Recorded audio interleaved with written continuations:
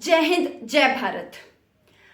नमस्कार सभी सैनिक भाइयों को मेरा। और आज की सबसे बड़ी खबर क्या है कि सेना के इंडियन आर्मी के जवान, नौजवान इनफैक्ट, वो इतनी जल्दी सेना को क्यों छोड़कर जा रहे हैं। उनको ऐसी क्या नौबत आ चुकी है, सरकार उनको किस तरीके से ऐसा परेशान करे या फिर उनके साथ ऐसा चल क्या रहा है कि ज़्यादातर सैनिक और नौजवान सैनिक एक रिटायरमेंट की एज पे अगर वो छोड़ते हैं तो वो चीज़ हम देख सकते हैं, समझ सकते हैं। लेकिन एक नौजवान सैनिक भारतीय सेना को छोड़ के जा रहा है, वो भी एक एक करके, ना जाने कितने बड़ी संख्या में होता चला जा रहा है। बहुत सैनिक छोड़ते चले जा रहे हैं और संसद में चीज को लेके बहुत बड़ा सवाल खड़ा हो रहा है और इस चीज पे चर्चा भी चल रही है कि आखिर सैनिक ऐसा कर क्यों रहे हैं। और मुझे तो नहीं लगता हमें बताने की जरूरत है कि सैनिक सही कर रहे हैं या गलत कर रहे हैं। उन्होंने इतनी गुहार लगाई है सरकार से, इतना सब कुछ उन्होंने करा है, रेल रोको आंदोलन करा है, कितने बड़े बड़े आंदोलन उन्होंने करे हैं, कितनी चीजें सरकार तक पहुंचाई है, लेकिन सरकार ने उनकी बात नहीं सुनी है। तो अब सैनिकों को लगता है कि उनका सेना को छोड़ के जाना ही सबसे सही फैसला होगा। और इसके ऊपर ही एक वीडियो भी ऐसी है, छोटी सी क्लिप है, वो मैं आपको दिखाना चाहूंगी, पहले आप वो देखिए। देखिए, तब टीवी पे राष्ट्रवाद का बहस होता है। मैं भी बहस करना चाहता हूं राष्ट्रवाद पे, और यह सवाल पूछना चाहता हूं कि अगर इस देश के नेताओं को पेंशन मिल सकता है तो सेना में शहादत देने वाले परिवारों को पेंशन क्यों नहीं मिल सकता है। यह सवाल हम भी पूछना चाहते हैं। फौज में जाता है किसान का बच्चा, शेतकरी का बच्चा, फौज में जाता है मजदूर का बच्चा, फौज में जाता है दुकानदार का बच्चा। इस देश के जो साधारण नागरिक हैं उनका बच्चा जाता है फौज का नौकरी करने के लिए और गृह मंत्री का बेटा बनता है बीसीसीआई का सेक्रेटरी। यह है हकीकत।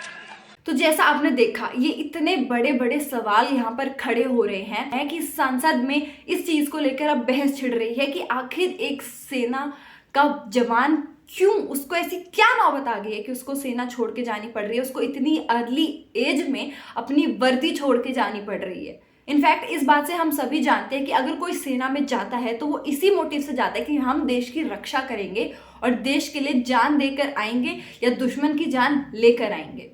लेकिन यहाँ पर इतना बड़ा ये सवाल खड़ा हो रहा है कि सबके सब सैनिक ऐसे क्यों छोड़ते चले जा रहे हैं और इस बात को लेकर ही कितने सैनिक छोड़ रहे हैं, क्यों छोड़ रहे हैं, ये मैं आपको इस वीडियो में बताऊंगी, तो शेयर जरूर कर दीजिएगा। सबसे पहले मैं आपको इसका आंकड़ा बताना चाहूंगी कि कितने सैनिक कौन सी पोस्ट पे अभी रिसेंटली ही छोड़कर गए हैं। सबसे पहले तो 46,000 से ज्यादा पर्सनल, यानी CAPFS, central armed police forces, वहां से सोचिए 46,000 से ज्यादा। और असम राइफल्स जो हैं उन्होंने अर्ली रिटायरमेंट ले ली है ड्यूरिंग 5 सालों में, यानी पिछले 5 सालों में 46,000 CAPFS वो छोड़कर गए हैं, अर्ली रिटायरमेंट उन्होंने करी है। और गवर्नमेंट ने ही ये चीज़ पार्लियामेंट को अभी वेडनेसडे को अभी हाल ही में इन्फॉर्म करी है पार्लियामेंट तक कि ऐसा ऐसा भारतीय सेना में हो रहा है, तो क्या किया जाए और इसका क्या हल निकाला जा सकता है। अभी देखिए कि सरकार ने सेना को इस हद तक इतना मजबूर कर दिया है कि अब उनको अपनी नौकरी, अपनी वर्दी, देश की रक्षा करना, इस चीज को छोड़कर जाना पड़ रहा है। और ये चीज अब इतनी आगे बढ़ चुकी है कि सरकार को पार्लियामेंट तक जाना पड़ा है। और अब शायद से इस चीज का फैसला पार्लियामेंट ही करेगी कि ऐसे सैनिक कर क्यों रहे हैं और उनके लिए ऐसी क्या सहूलतें हैं जो उनको दी जानी चाहिए जिससे ये चीजें आगे और बढ़े ना। क्योंकि अगर सभी सैनिक ऐसे एक एक करके छोड़ते चले जाएंगे तो देश के बॉर्डर पे खड़ा कौन होगा, उसकी रक्षा कौन करेगा। और हम ये इन्फॉर्मेशन आप तक पहुंचा रहे हैं, हम ये इन्फॉर्मेशन कैसे पहुंचाएंगे अगर देश के बॉर्डर पे सैनिक खड़ा ही नहीं होगा। तो BSF यानी बॉर्डर सिक्योरिटी फोर्स, वहां से लगभग 2,65,000 गार्डिंग बॉर्डर्स जो है पाकिस्तान और बांग्लादेश के जो बॉर्डर पे खड़े होते हैं उन्होंने भी छोड़ा। सबसे हाईएस्ट नंबर है ये इस रैंक पे जिन्होंने सबसे ज़्यादा छोड़ा है। और 21,860 ने रिटायरमेंट अपने टाइम पर ली है।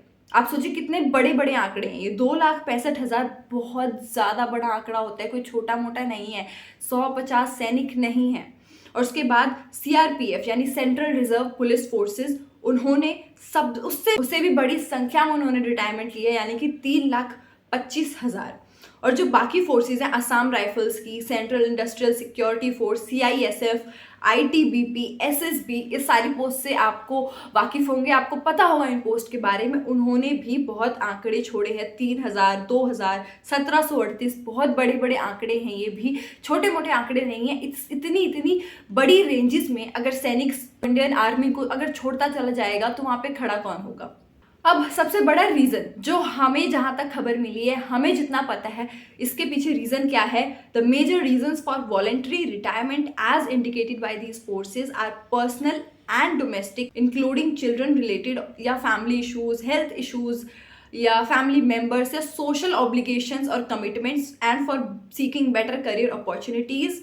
Minister of state for home affairs Nityanand Rai informed Rajya Sabha in a written reply. आप देखिए, यानी कि सबसे बड़ा रीजंस क्या है, सैनिकों को जो वादा किया जाता है कि वो जब सेना में आएंगे तो कुछ सालों बाद उनका प्रमोशन होगा, उनकी सैलरी बढ़ेगी, उनका करियर और अच्छा बनेगा, वो सरकार ये जो वादे करती है उनके सेना में भर्ती होने से पहले, सरकार ने वो वादे उनके पूरे नहीं करे हैं। और भी इश्यूज़ हैं, उनकी हेल्थ इश्यूज़ की वजह से भी उनको जाना पड़ता है। आप सोचिए, अगर उनकी हेल्थ इशू खराब है, यानी कि सरकार उन पर ध्यान नहीं दे रही है, इसलिए उनकी हेल्थ खराब है। और हेल्थ फिजिकली, क्योंकि वो ट्रेन होते हैं, मेंटली तो इतने स्ट्रांग होते हैं, फिजिकली भी वो वहाँ पे सबसे ज़्यादा रक्षा कर रहे हैं, फिजिकली ही वो सारी चीज़ें कर रहे हैं। अगर उनकी हेल्थ ही खराब है, ठीक, अगर उनको डिसेबल हो जाते हैं वो किसी कारण और सरकार उन पर ध्यान नहीं देगी तो उनको घर तो वापस जाना ही पड़ेगा। तो इस वजह से अर्ली रिटायरमेंट हो जाती है, या फिर उनके घरेलू कुछ इश्यूज हो जाते हैं, उस वजह से रिटायरमेंट हो जाती है। ये इतने बड़े बड़े रीजंस हैं और ये रीजन सिर्फ सरकार की वजह से, सरकार उन पर ध्यान नहीं दे रही है। जो चीज़ें वो डिजर्व करते हैं, जैसा भी उनको मिलना चाहिए, वो उनको नहीं मिल रहा है, इसीलिए वो इतनी जल्दी रिटायर हो रहे हैं। और ये बात जो मिनिस्टर ऑफ स्टेट है होम अफेयर्स के नित्यानंद राय, उन्होंने राज्यसभा में ये रिटन फॉर्म में उन्होंने दिया है राज्यसभा में। आप खुद देखिए, प्रूफ है इस चीज़ का कि उन्होंने इस चीज़ को बताया है कि इस तरीके से सेना में अब दिक्कतें आ रही हैं। राज्यसभा, पार्लियामेंट, कितनी ऊंची बात अब ये जा चुकी है।